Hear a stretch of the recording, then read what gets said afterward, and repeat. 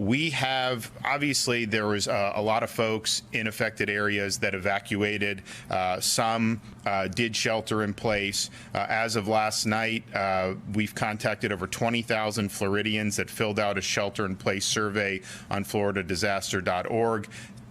Over 10,000 have responded, and all 10,000 said they were safe. And the state sent the first alert late last night and are expecting more responses this morning. Cell phone connectivity is sparse in some areas, and sometimes it's easier to get out a text message. So the process has been streamlined. There's now a standalone site to report your location. So if you're having issues contacting your family via phone, and if you're sheltering and want them to know you're safe, there's a website, missing.fl.gov, missing.fl.gov. These forms are triaged by staff here in Tallahassee and dispatched to responders that are on the ground.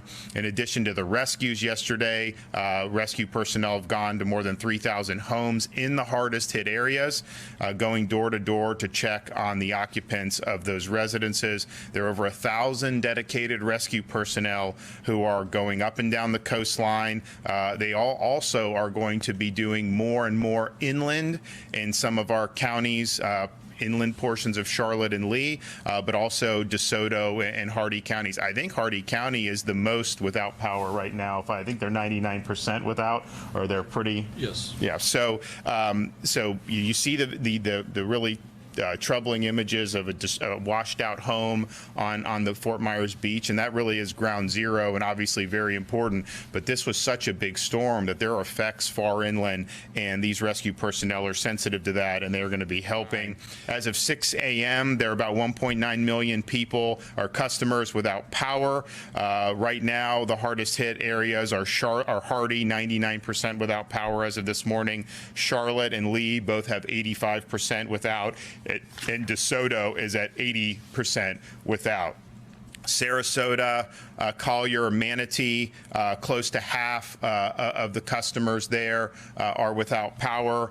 Hillsborough and Pinellas, 15 to 18% are without power. And these crews have been on the ground since it was safe to do so, and they are working 24/7 to be able to restore power all throughout the state of Florida. And that's over 42,000 linemen and associated personnel that are on the ground. FDOT has had over 1,300 people on the ground. They've cleared more than 1,100 miles of roadway. I was happy to see the traffic flowing in Southwest Florida. Obviously, there's some structural problems in some of the bridges leading out to Sanibel and Pine Island. But by and large, there were toss and clear operations. The traffic is flowing in Southwest Florida, probably better than would have been anticipated so soon after such a major hurricane. So we appreciate that. They've also inspected and reopened 800 bridges across the state, and this includes 67 high priority bridges inspected and reopened in Lee, Charlotte, Sarasota, and Manatee counties. Pine Island, Sanibel, those are going to be rebuild efforts. The Sanibel Bridge had breaks in multiple parts of it. It was not where the water and the pylons were. Those held up very well. It was where you had it on some of the sandbar, and that basically just got washed out from underneath. In the meantime, and Kevin can talk about this, you know, they're going to be running barges to be able to bring more heavy equipment onto the island to be able to help with the response. The first responders that have been there, by and large, coming in via air, you know, they do have some equipment, but they're traveling lighter just to be able to go and get to people as quickly as possible.